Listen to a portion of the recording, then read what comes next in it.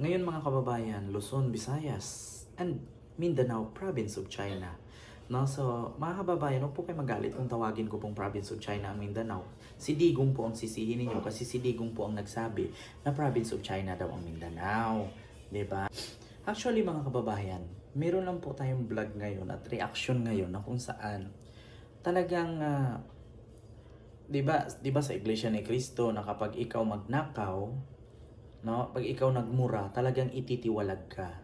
Ito po literal po talaga na tiniwalag, no, at literal po talagang tinalikuran ng Iglesia ni Cristo ang mga Duterte. Bakit?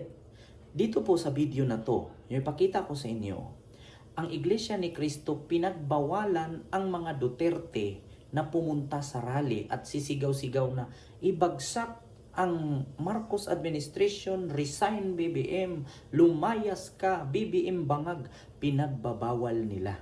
So sino ba ang mga grupo na mga nagaganon-ganon kay BBM?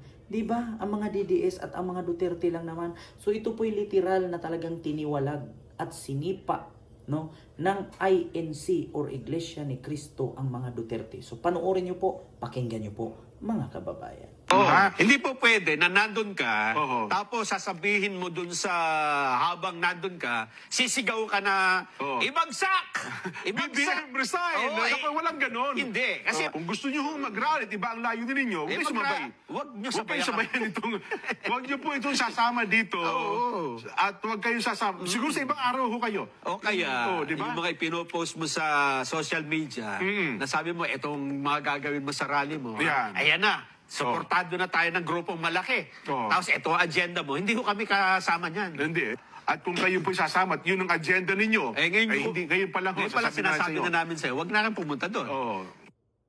So yun po, klarong-klaro po ang sinabi ng Iglesia ni Cristo na kung may mga agenda po kayo at galit kayo sa administrasyon, so klarong-klaro po mga kababayan na talagang sinipa at tiniwalag na po talaga ng mga Iglesia ni Cristo ang pagsuporta nila sa Duterte. Bakit? Sabi nga, ibagsak, resign BBM. So, bawal daw sa rally nila. So, sino ba ang pinaringgan ng Iglesia ni Cristo? Malamang sa malamang, ang Duterte. Di ba? Oh, so, klarong-klaro mga kababayan na kung merong 32 million si Sara, no, i-deduct nyo ang 7 million, meron siyang 25 na lang na natira. Oh, 32 million, i-deduct mo yung 7 million na INC. So, 25 na lang. So, i-deduct mo pa yung 4% or 4 out of 10 na Pilipino na pabor sa i-impeach si Sara. So, sabihin natin, 110 million Filipino divided by 4 equals, magkano? 27,500,000. So, i-deduct mo dyan yung 32 million, merong 4 million na natira. So yung 4 million, i-deduct mo pa yung 7 million na INC, so nag-negative 2.5 million. So, nasaan na yung 32 million? Di ba? 110 million Pilipino. I-deduct mo yung 32 million ni Sara. Ngayon, hindi, 110 million Filipino, i-divide mo yung 4 na pabor sa 4 out of 10 Filipino pabor na i-impeach si Sara. So, i-divide mo yung 4 sa 110 million, so 27.5 million. I-deduct mo yung 32, so may 4.5 million na natira. I-deduct mo yung 7 million na Iglesia ni Cristo na sinipa na sila. So, nag-negative 2.5 million pa. So, ngayon, saan hahanapin ni Sara yung negative 2.5 million? Ang bumoto sa kanya, 32 lang naman. Huwag niyang sabihin na galing sa biringan yung iba.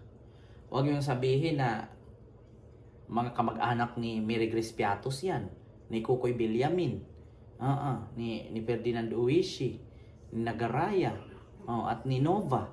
Baka mga pangalang chichirya yan, o baka yan yung mga 4,000 na patay na, nakalista sa PhilHealth na patuloy pa rin nakalagay sa database. Diba? O baka yun yung nasa PhilHealth na mga nagnanakaw, at saka yun yung mga beneficiaryo ni Sara sa confidential fund na 677 pero 405 ang peke. Diba? Sa 677 na beneficiaryo ni Sara sa confidential fund, 405 ang hindi totoo. So, grabe ang aligasyon. Di ba? Kung kayo, miyembro ng INC or Iglesia ni Cristo, ano ang pinakaayaw ninyo? Di ba yung nagmumura na presidente at yung nagnakaw na vice president? So, ano pang saysay at ano pang rason na magsuporta kayo sa mga DDS? Alam ko naman at alam ninyo sa simbahan ninyo na ayaw ninyo ng kawatan at ayaw ninyo ng bastos ang bunganga. Di ba? Klarong-klaro mga kababayan, Iglesia ni Cristo sinipa na ang mga Duterte. Ngayon, ito ikwento ko sa inyo. Pag narinig ito ng mga supporter, mga vlogger dyan na DDS, ang sabihin na naman ito ng mga vlogger, ang sasabihin ng mga vlogger dyan ng DDS, wala na. Itong INC, nabayaran na to ng mga Marcos, nabigyan na to ng milyon-milyon. Patunayan ninyo. Kasi yan ang mabilis na rason na isasabi nila. Lalo pag yung idol nila sinipa na ng INC na 7 million, malaking grupo. Lalo ngayon pinagbawalan ng INC ang mga Duterte na sumali sa kanila sa rally. Ang sasabihin agad ng mga supporter ng mga Duterte yan, mga DDS vlogger, nabayaran to ni Lisa, nabayaran to ni BBM. Patunayan ninyo para hindi kayo ma-fake news.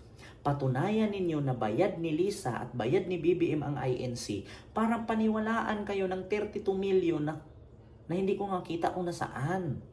Diba? Kaya nga sa totoo lang, ang dami ninyong mga vlogger dyan na meron pa nga mga nagsiakyatan dyan na nakita daw nila, nagsasyabu si BBM, pati si Lisa, meron daw hawak na USB, putang inang yan, 3 taon na, hanggang ngayon wala pa rin naipakita. Puro lang ka bulastugan yung ginagawa, puro lang ka artihan. Di ba? Puro lang ka pokpokan yung ginagawa. Meron daw silang hawak na USB na may laman video na nakunan daw itong si BBM at si First Lady Lisa nagko-cocaine. Kaya nga sa totoo lang yung INC na wala ng gana sumuporta sa inyo mga DDS eh. Bakit? Mga sinungaling, magnanakaw, nagmumura, bastos ang bunganga. Ayan yung pinaka number 1 na ayaw ng INC. Pagdating sa pera, korupsyon, ayaw nila dyan. Pagdating sa pagmumura, ayaw nila dyan. Pagdating sa pagsisinungaling, mas lalong ayaw nila dyan. So, talagang sinipa na po talaga ng INC ang mga Duterte. Tapos sasabihin ninyo ngayon, bayad yung INC ni Lisa. Si Lisa na naman ang may gawa niyan. Pokin ang ina nyo. Pag hindi pumabor sa inyo, bayad. Pag pumabor sa inyo, okay. Tapos gagawin yung tuta. What the heck? Come on. Tanggapin nyo na po ang katotohanan. Tanggapin nyo na ang realidad. Ayaw na ng tao sa inyo. Ayaw na ng Pilipino sa inyo. Biruin nyo, 4 out of 10 Filipino. Ayaw kay Sara at gustong ma-impeach. So, paano pang INC na 7 million? Diba? So, ayaw po ng INC ng ganun. Diba mga kababayan? So, hindi ko na kailangan pahabaan pa yung aking explanation at hindi ko na kailangan taasin-taasin pa yung ating pagbablog. Klarong-klaro naman po na sinipa na po talaga ng INC itong mga Duterte. Ulitin ko yung video ha. Para maliwanagan kayo mga DDS. Panoorin nyo. Hindi po pwede na nandun ka, Oo. tapos sasabihin mo dun sa habang nandun ka, sisigaw ka na, Oo. ibagsak! BBM resign! Walang ganon. Hindi. Kasi, kung gusto nyo mag-rally, iba ang layo ninyo, huwag kayo sumabay. Huwag nyo Huwag kayo sabayan. sabayan itong, huwag nyo po itong sasama dito. Oo. At huwag kayong sasama. Siguro sa ibang araw ho kayo. O kaya, Di ba? yung mga ipinopost mo sa social media, na sabi mo, itong mga gagawin mo sa rally mo, Yan. ayan na, suportado na tayo ng grupong malaki. Oo. Tapos ito ang agenda mo, hindi ko kami kasama niyan. Hindi. At kung kayo po sasama at yun ang agenda ninyo, ngayon pa lang ho, Ngayon pala sinasabi sa'yo. na namin sa'yo, huwag na kang pumunta doon. Oo.